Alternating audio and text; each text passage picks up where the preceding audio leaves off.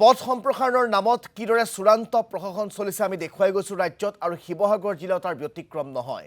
বছৰ বছৰ ধৰি চাৰিলেনযুক্ত ঘাইপথ সম্প্ৰসাৰণৰ কাম আগ নবঢ়াত এতিয়া শিৱসাগৰত ৰাইজে যাতায়াত কৰিবলৈ বাদ দিব লগা এটা অৱস্থাৰ সৃষ্টি হৈছে। কাৰণ পথ নে পুখুৰী ধৰিব নোৱাৰা এটা অৱস্থা এতিয়া শিৱসাগৰৰ মূল ৰাষ্ট্ৰীয় ঘাইপথটোৰ। আমি মুজাক্কিৰ আহমেদৰ জৰিয়তে তাৰে কিছু পৰিৱেশ আপোনালোকক দেখুৱাম। মই এই মুহূৰ্তত উপস্থিত আছোঁ শিৱসাগৰৰ ৩৭ নং ৰাষ্ট্ৰীয় ঘাইপথত। ২০২৪ চনতে এই ৩৭ নং ৰাষ্ট্ৰীয় ঘাইপথটো যি চাৰিলাইনযুক্ত ৰাষ্ট্ৰীয় ঘাইপথলৈ সম্প্ৰসাৰণৰ নামত প্ৰায় 10টা বছৰে এই যি যোৰহাটৰ পৰা যি ডিব্ৰুগড়লৈ এই পথছোৱাত আচলতে চাৰিলাইনযুক্ত ৰাষ্ট্ৰীয় ঘাইপথৰ নামত কিদৰে দুৰ্ভোগ ভুগিবলগীয়া হৈছে সেয়া কোনো নতুন কথা নহয়। প্ৰায় 10টা বছৰত এই যোৰহাটৰ পৰা যি শিৱসাগৰলৈ শিৱসাগৰৰ যি ডিমৌ আছে সেই ডিমৌলৈ প্ৰায় 28টাৰ ওপৰত যিসমূহ দুৰ্ঘটনা সেই দুৰ্ঘটনা বৰ ডাঙৰ যিসমূহ দুৰ্ঘটনা সেই দুৰ্ঘটনা সংঘটিত হৈছে। আৰু তাৰপিছতো তাৰ সমান্তৰালভাৱে যদি চাই আপুনি সৰু বিভিন্ন দুৰ্ঘটনা সংঘটিত হৈছে। কিন্তু এই মুহূৰ্তত মই চাৰিলাইনযুক্ত ৰাষ্ট্ৰীয় ঘাইপথটোত এই মুহূৰ্তত উপস্থিত আছোঁ। আচলতে এই চাৰিলাইনযুক্ত ৰাষ্ট্ৰীয় ঘাইপথটো এতিয়া মংগেৰীলালৰ যি স্বপ্ন সেই স্বপ্নৰ দৰে হৈ পৰিছে।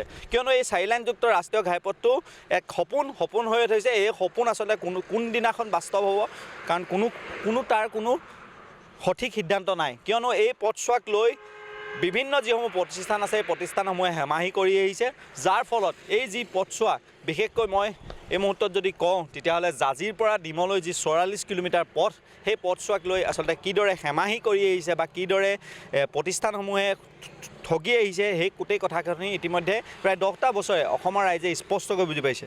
দল সংগঠন আছে, আমি তেওঁলোকৰ পৰা পোনে মন্তব্য ল'বলৈ চেষ্টা কৰিম, কাৰণ এই পথছোৱাক লৈ বিভিন্ন দল সংগঠনে বিভিন্ন সময়ত বিভিন্ন প্ৰতিবাদ কৰিছে, গণপ্ৰতিবাদ কৰিছে, পথ অৱৰোধ কৰিছে। তাৰপিছতো আচলতে কোনো ধৰণৰ প্ৰশাসন হওক বা যিসমূহ চৰকাৰ হওক বা যিসমূহ প্ৰতিষ্ঠান হওক প্ৰতিষ্ঠানসমূহক গা লৰা নাই।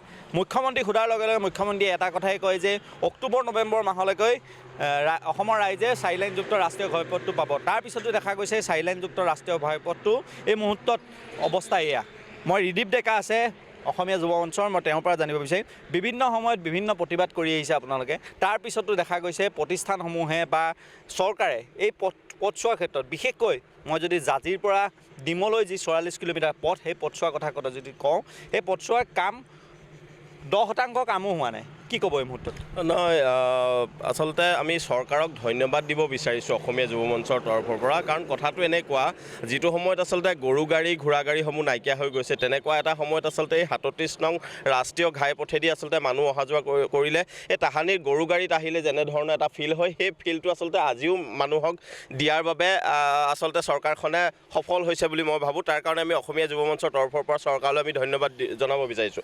আজি যোৱা 10টা বছৰে ৩৭ নং ৰাষ্ট্ৰীয় ঘাইপথটো নিৰ্মাণৰ কাৰণে আচলতে 4 লেনৰ নিৰ্মাণৰ কাৰণে আচলতে ইটোৰ পিছত ইটো প্ৰতিষ্ঠান আহিলে, সিটো গ'ল।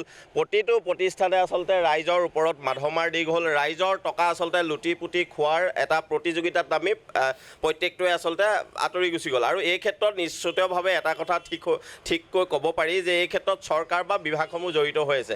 চৰকাৰ বা বিভাগসমূহৰ হস্তক্ষেপতে আচলতে এনেধৰণৰ কোম্পানীয়ে বিভিন্ন সময়ত ৰাইজৰ ধন আচলতে খোৱাৰ এটা প্ৰতিযোগিতাত নামিছে এই পথটোৰ জৰিয়তে। আৰু আপোনাক ধন্যবাদ জ্ঞাপন কৰিছোঁ এই মুহূৰ্তত আমাক পোনপটীয়াকৈ প্ৰতিক্ৰিয়া জনোৱাৰ বাবে।